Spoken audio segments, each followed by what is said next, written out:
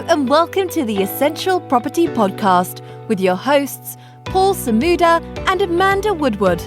With 45 years of combined experience in the world of property buying, selling, investing and developing, they are here to share with you their knowledge in the Stoke-on-Trent, Newcastle-under-Lyme and Crewe property market. Let's get started. Hello and welcome to another episode of the Essential Property Podcast. My name is Amanda Woodward and I'm pleased to have with me Alexandra Powell from Powell Properties. And today we're going to be talking about her growing business and focusing on the design and build elements which are available to those investing locally in Staffordshire and no doubt probably a little bit further afield as well. So Alexandra, welcome to the podcast. Hi, thank you, Amanda. Thanks for having me back. My pleasure, my pleasure. So the last time we had you on the podcast was February 2021, where it was episode 2, where we had a couple of other ladies in property with us as well, doing a great episode there. And from what I can see, things have been great for your business over the last year or so. So perhaps you can just, for anyone listening, perhaps for the first time, share with us a little bit about you and also about your business. Absolutely. So I'm Alexandra Powell. I'm an architect and property developer originally from Athens on the coast of Greece. And over my 17-year architectural career, I've worked on residential master planning projects, shopping centres, social housing, commercial conversion projects. But my biggest passion has always been in residential design. I absolutely love designing people's homes. So in 2019, while I was on maternity leave with my son, I decided to quit my job, even though I'd only just qualified as an architect. I decided to sell my house and move to Stoke-on-Trent with my husband, where we set up our design and construction business, Powell Design and Construction. So that was in 2019. And over the last 3 years, we have developed over £1 million worth of construction. So we've delivered projects across Staffordshire, but other areas a bit further afield. So even though we're based in Staffordshire, we cover a sort of 30 to 40 mile radius around Stoke-on-Trent. And yeah, we absolutely love what we do. So aside from our own property portfolio, which is mainly buy-to-lets and bungalow flips, we have worked on projects for property investors, including HMOs and other projects. So it's a huge, huge variety that we get involved in. Good stuff. And we've got the pleasure of creating a 2-part series with Alexandra, where we're going to be covering 2 key areas that most property investors will use in their business, which is both the design element and working with an architect, and also the build element, working with a build team. So kicking off with part 1, all around design and the role of an architect. Now, you have a huge amount of experience with your architectural career covering different types of developments. I'd like to discuss the role of an architect, perhaps for what I call a small property investor or someone doing small deals. And we'll also talk about the role of an architect in slightly larger projects. But if I think we kick off with the question of just talking us through why a smaller property investor would use the services of an architect, and at what point through perhaps one of their early purchases would they engage somebody like yourself? Sure. So whether you're working in a beginner sort of strategy, like a small buy-to-let, whether you're moving into HMOs, flips, title splits, small maybe land development projects, having an architect on board can be really, really useful. So as part of your power team, I think even as a beginner, you should engage an architect. And things that they can do for you are simple sort of feasibility studies, site analysis. So even prior to purchase, you can engage an architect to figure out how the lighting works around your property based on the orientation, what potential you might have to add value by creating an extension or a loft conversion, what you can do under permitted development. So maybe an architect can do some drawings for you without necessarily needing to go in for planning. Or maybe you want to have a backup strategy. So maybe you're raising finance for a deal and you want to have a plan B if you were to convert the property into a HMO. So then an architect could do a quick kind of sketch proposal of how a 3-bed buy-to-let could be converted into a 5-bed HMO, for example. And then moving on to things like compliance with building regulations, helping you navigate the planning process. even suggestions for increasing your EPC, so making sure your building is as energy efficient as possible. And if you don't have a lot of experience working with a builder, an architect could help you put together a scope of work so you can communicate with your builder very clearly and get the types of quotes that are comparable to each other. Okay, wow, that's a lot of stuff. That's a lot of stuff. So for somebody who's starting out, perhaps with one or two purchases in Stoke, and perhaps a little bit nervous around the whole design part of the business, or part of the project, should I say, there's a lot of help there that an architect can provide, which I think possibly some beginners aren't aware of when it comes to, EPC side of things, scope of works, etc. So the architect's role, while some might believe is linked to just detailed drawings or planning applications, is actually quite a broad array of services, it sounds like. Is that fair to say? Absolutely. You could have an architect as a project manager. Yeah. So if you wanted to use a project manager who has a deep understanding of contract management, of valuations, making sure that you don't get ripped off by your builder, so they're not charging you for more work than they've actually done on site, an architect would be a great person, especially maybe a young architect who isn't charging a lot of money for their services, because I think maybe a lot of people relate architecture to kind of luxury. It can be a very affordable service to have if you find the right person. So maybe a local architect, not a great big firm that charge, big fees because of their overheads, but someone who is able to do kind of smaller projects. Even something as simple as doing a full measured survey of your property, so you don't have to rely on the estate agent's inaccurate floor plans, could really help you up your game. You could get an architect to do marketing plans, for example. So when you put your property on Rightmove, it stands out from the rest because it's got proper floor plans indicating furniture layout, so a potential tenant or buyer, if you're selling the property, can really visualize how they could live in the property. And it looks like you've put more effort into it than just getting your builder in and asking them to replace a kitchen and a bathroom. Yeah. And in terms of costs, you mentioned there, and obviously it's very difficult to put a number on it. Let's take one of those things that you suggested. So let's say an architect is engaged to come to the property, do a full measured plan, so at least you know what sort of floor space you're working with, and perhaps design where your beds are going to go, your sockets, some of your lighting, something that we can present to a builder to say, hey, this is what we want you to create. A little bit of kitchen design, bathroom design, and layouts and stuff like that. So what would one expect to pay for a service like that with a local architect, and how would that sort of relationship work? So you'd initially engage an architect for a consultation. So you'd discuss the brief, you'd share maybe the title deeds or the legal pack, even if you hadn't bought the property yet.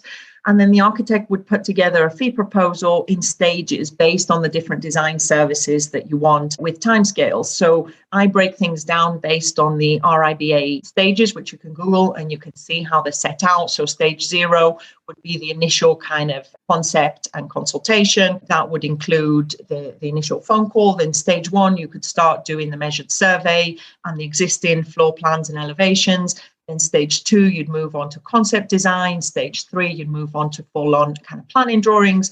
Stage 4, technical design, and so on. And that relationship can move all the way until post-completion if you want, but you have the choice of picking the services that you need. So a full measured survey, for example, of a 3-bedroom semi-detached house could be about between sort of £400 and £500 maybe. Depends what services you wanted. If you wanted the reflected ceiling plans with where the lights were going, maybe electrical points, it depends. You'd have to discuss that based on your brief. But as a rule of thumb, for a development project, you'd budget between around 7% of your construction budget towards professional fees. So if you needed an architect, a structural engineer, you budget at least 7% of your construction cost. Okay, that makes sense. And that's quite a good, just a steer to begin with, I guess, for a small investor looking to work with an architect. So if we were looking at your 3-bed terrace type property where some reconfiguring is required, So let's say we're moving a bathroom from downstairs to upstairs, or we're doing a HMO where we're moving the kitchen into the centre of the house and we're creating a bedroom out the back. What sort of services would be required for that? You're effectively reconfiguring the house. Exactly. So the initial consultation stays the same, establishing the brief, the measured survey and existing drawings stay the same, but then the initial output would be a concept design where the architects worked out the minimum room sizes, where the en-suites need to go, how big they need to be, thinking about circulation, so how you're going to enter and leave the building, how you're going to move around your furniture. Maybe your architect will suggest relocating a back door and replacing it with a window to optimize your kitchen. So looking at the layout holistically to make sure it's optimized and maximized for your end user. So with your end user in mind. So maybe part of your brief will be, I don't want to be buying loads of furniture, so can we have some built-in storage? So your architect could find those kind of spaces in between the chimney breasts and design something simple where your builder can put a simple, timber stud structure and create a wardrobe in a much cheaper way than if you had to furnish a property. And those become real selling points, and thinking, where's the bed going to go? Where are the sockets going to go? The light switches. So you get this kind of designed feel to the space. So under your sort of REBA plan of work, that you're at concept design stage, is that fair to say at this point? Yes, so that's still concept design stage. If you move to the next stage, then you'll be looking at a full specification and maybe providing the full scope of work, maybe room by room elevations to show at what height you want the curtain poles, where, the types of door handles and doors you want to use. So really becoming very, very specific, so that if you were to get 3 builders to quote, they'd be quoting apples for apples. There'd be no variation in that quote because you've explained exactly what it is that you want, no room for interpretation. And it makes project management much easier. If you've explained exactly what you want and every room has its own document, so a plan, room elevations, and some notes, everyone from the bricklayer to the decorator and every trade in between will know what they need to do. I mean, I can certainly vouch for that. We've done, a ton of developments, and there's been developments where we've been there with a spray can, spraying an X in the wall where the socket's supposed to go, right through to, having full specifications, drawings going out for tender, and then builders working off proper plans. And I think it goes without saying which is the right one to do and which is the wrong one to do. It protects you as well in terms of time and cost, because people are then liable for what you've asked them to do. You can hold them to it. Whereas if it's he said, she said, I didn't see the cross on the wall, the Post-it note fell off, it's a bit harder to then argue if something goes off track. Yeah, and I think the costs of the services repay themselves, don't they? So I think in the early days, especially when we were refurbishing smaller projects, we would just work with the builder, we'd point to them where we wanted stuff, we'd let them crack on with it, probably shout at them afterwards for getting it wrong, even though the direction wasn't particularly good. And then in hindsight, you look back and think, I think we should have engaged, an architect a lot earlier on. So if I was to give a tip, I'd say definitely get people like yourself on your team as early as possible, before you think that you need it. Going into the larger projects, obviously an architect is an absolute must to create those specifications for the build team. And there's nothing better than walking onto site and there's a big site plan on the wall and everyone's working off, the same drawings and moving the project forward nice and quickly. So let's take a slightly larger project. Let's say somebody's bought a shop, a commercial building on a high street. They want to convert that to 2 flats. They engage somebody like yourself. So you're taking them through the whole stage, from initial discussions through to preparation, concept, and just tell us a little bit about how you would then actually create the full specification for the build team. So with a project like a conversion, say you're converting a shop into flats, there's all sorts of different issues to deal with. I would suggest engaging an architect before you purchase, because the information that they give you could really inform the purchase price. So you could either be losing a deal because you're not offering enough because you haven't realized the potential value of the property, or you could be overpaying for a deal because you've overestimated how much it would be worth or how much you can squeeze in.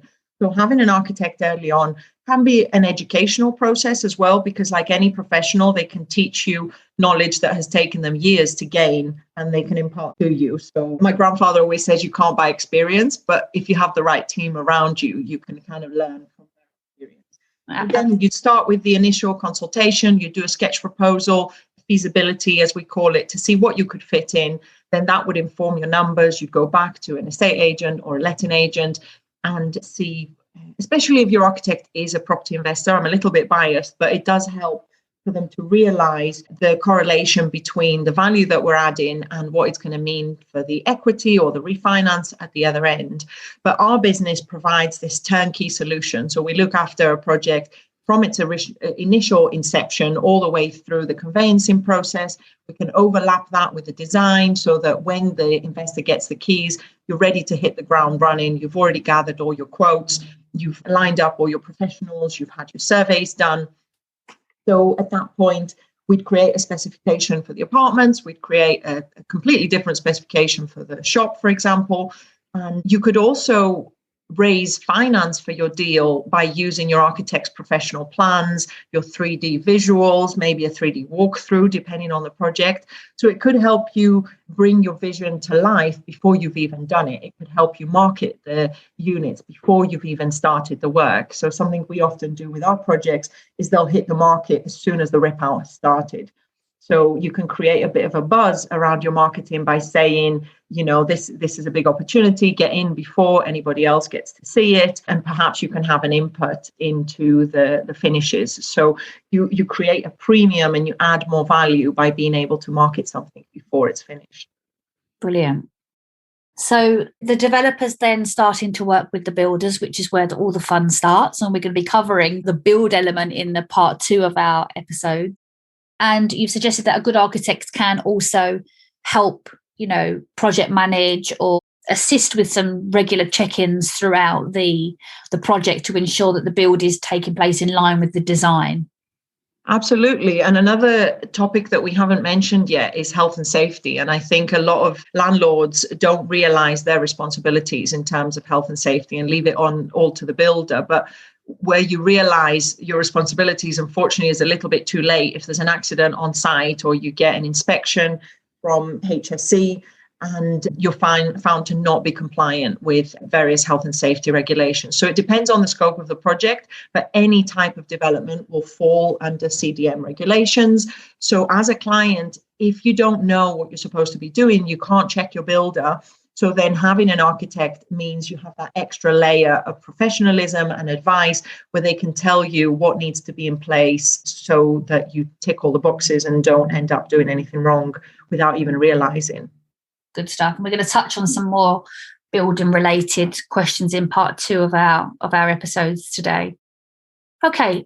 Planning applications. Many years ago, I used to associate, you know, an architect with the planning department, which obviously do go hand in hand, although that's not the only areas that architects get involved in. But within your business, do you get involved in the planning applications? And how does that work in terms of your design and then applications into the local authorities? Yes, absolutely. So whether we're doing an extension, a loft conversion, whether we're designing a HMO layout, whether we're converting a building, whether we're doing any work to a listed building, quite often you need planning permission. So your architect will advise you, and regardless of whether you fall under permitted development, and there's a lot you can do under permitted development, you still need drawings. So you'll still need building regs. So you have to start with the design drawings to then convert those into construction drawings. And it becomes a much quicker, smoother process if you have an architect involved. You've got your existing drawings, your proposed drawings, then you convert them into technical drawings. Another reason you might need an architect and a planning application is if your title split in a property. So say you've bought a building which is a freehold with 4 apartments and you want to split them into 4 separate leaseholds. That's an investment strategy in its own. You would need an architect to do the drawings for land registry. So it can be something really simple. And I really don't want people to associate architects with thousands of pounds worth of fees, because that's not always necessarily the case. And our services are split into lots of small different categories. And usually you can kind of pick and choose what it is that you need. But yeah, at the moment, councils, Different councils are taking different lengths of time to determine planning applications, but it's almost at a record high in terms of how long planning applications are taking to be determined. So the sooner you can get your application in, the better, because instead of sort of the 8-week turnaround for a minor application, it's taking sort of more like 3 or 4 months currently. So having someone to chase the application on your behalf, make sure that if anybody's made a complaint or an objection, that's handled really quickly and you've kept on top of the planners. So we're already chasing our builders, we're chasing our solicitors, we don't want to be chasing the planners as well. So let a professional do that for you. Well, you've mentioned about planning departments at a record high. Sometimes I think it's just me and it's just my applications that seem to be problematic. But, the planners are under a lot of pressure. They have been under a lot of pressure post-COVID, or during COVID, should I say. But the time for approvals or declines is just growing and growing and growing and growing.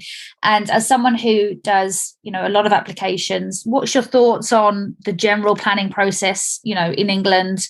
How do you find it? And just what's your general thoughts? So I kind of compare the planning system to the conveyancing system. Like, they're both a bit archaic. We've moved so much technologically. There's so many things you can do literally at the tip of your fingertips in seconds. But unfortunately, conveyancing and planning have not caught up. So there's a lot of inconsistency in the planning system. So different councils have different rules. They like things done in a different way, which can be really frustrating. They're obviously under-resourced, and the speed at which they do things is, again, inconsistent. You don't know. One application might be determined in 7 weeks, and that's a really pleasant surprise. And another one, you could be waiting a really long time. However, you can prepare yourself and be in the best possible position by having all your surveys, all your reports, your design and access statements, any other documents that the planners might ask for that could delay the application. And trust me, they wait until the last minute to ask you for it. If you have done those things in advance, so your ecology reports, your BAT surveys, all these things that might creep up, if your planning consultant or your architect can preempt those things, you can get them done in advance. That will push your application to the top of the queue. Yeah. Okay. Well, I had a question saying, what's the one big tip that you could help people prepare for a successful application? And I think you've answered it there in terms of just making sure you've got everything ready that they require. Engaging your team early, so you can do a lot of research into the local planning policies, looking at what's happening at the moment, what are they approving, having a bit of time to look at nearby applications and how they were determined and what conditions they put in place, again, so you can be better prepared rather than unpleasantly surprised. Yeah, that way your team can advise you on potential costs, what reports and surveys you're going to need, and you can budget accordingly from the beginning. Good stuff. So you're working on a variety of projects, anything from, small buy-to-let properties through to some grand design-esque buildings, no doubt. But what would you say has been one of your most interesting or most productive projects in and around the Stoke or Staffordshire area that you could share with us? So we're currently working on a new build sustainable home for a private client in the Caverswall area of Stoke-on-Trent, which is in the countryside. It's a really beautiful part of Stoke. And the building will be constructed out of SIPS panels, which are the kind of prefabricated, highly insulated panels. So the entire building goes up in about 4 to 6 days. So we're going to be filming a time lapse of the building going up, and it's going to have features such as grey water harvesting for flushing the toilets and solar roof tiles for capturing electricity. So it's going to be as kind of off the grid as possible, which is obviously the future of housing and something that the planners, are very keen to see. Due to the levels on that side, we've had to do extensive groundworks and build gabion retaining walls, basically these cages filled with local stone that are quite effective at holding the ground back. We also discovered a really beautiful brick-lined well on that site, and we've built it up and made it into a landscaping feature with a bench seat and lighting and a bucket, of course. So it's about, for me, I really get fulfillment from getting to know a family, getting to know a site and designing it as their sort of forever home. That's not all that we do, but this one has been quite a special one. Wow, that sounds absolutely stunning. That must be a really interesting project to work on.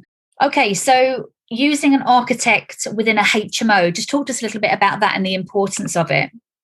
So an architect can really help you maximize your floor space and plan each room really efficiently, maybe come up with creative solutions to add value to the property, and do an initial cost analysis and scope of works, again, as we said previously.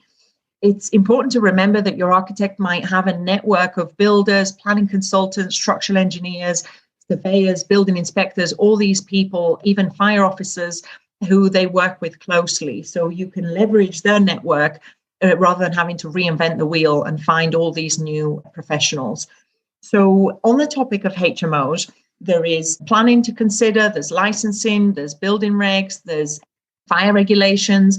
And unfortunately, these departments work quite independently of each other, and quite often they can contradict each other as well. So you might have planning permission for something that isn't compatible with building regs, or you might have planning permission for a certain layout, and then you can't actually get the fire escape route to be approved by your fire officer. So this is where the architect's experience and sort of inside out knowledge of the building regs will come in really, really handy. So rather than going to your local fire officer and asking them how you should design your fire strategy, that's the way you're going to come up with the most expensive solution. You could instead commission an architect to draw up the plans, design your fire risk strategy, write up your fire risk assessment, and then they're less likely to question a professional's proposal and make you upgrade to the most expensive solutions. So anything from the escape routes to where to put your emergency lights, your illuminated fire exit signs, escape window openings. So we've had it before where an investor didn't realize that the opening of the window wasn't suitable for a fire escape, and they had to replace the windows on the top floor.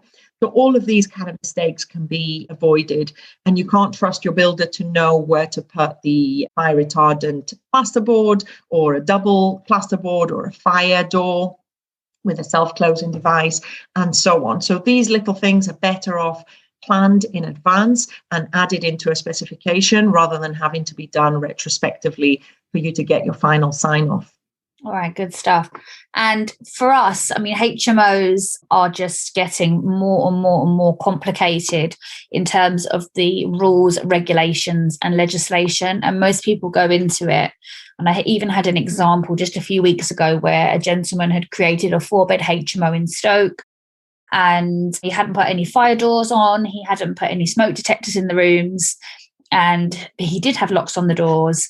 And he said, you don't need to do that in Stoke. So I said, before we manage the property for you, we have to ensure that there's fire doors on and there's smoke detectors in the rooms and so on. He proceeded to call the local authority, who did confirm that was the case. And he then had to take out all of his doors. He's had to retrospectively fit his smoke alarm systems. And that's just lack of knowledge, really. And whilst I think he probably should have found them out himself, if he did have somebody on his team that could, point him in the right direction, then naturally that would save him money. He probably would have saved all your fees there.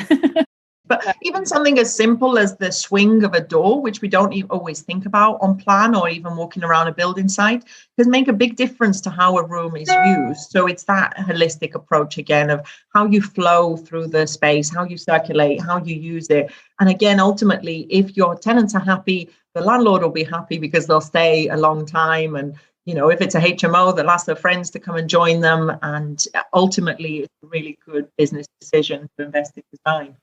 So, Alexandra, when it comes to design in Stoke-on-Trent, we highly recommend your services. But please tell our listeners how they can get in touch with you to discuss all things design going forward. So you can find us on Instagram at Powell Properties or on our website, which is www.powell-properties.uk. That'll take you to our design and construction page, which has all of our services, examples of our work, and so on. Fantastic. We hope you enjoyed today's episode, and if so, please hit subscribe and share with those who you think would enjoy it too. To get in touch with Paul and Amanda directly, please visit their website www.essentialpropertyoptions.co.uk for more information. We look forward to sharing with you on the next episode.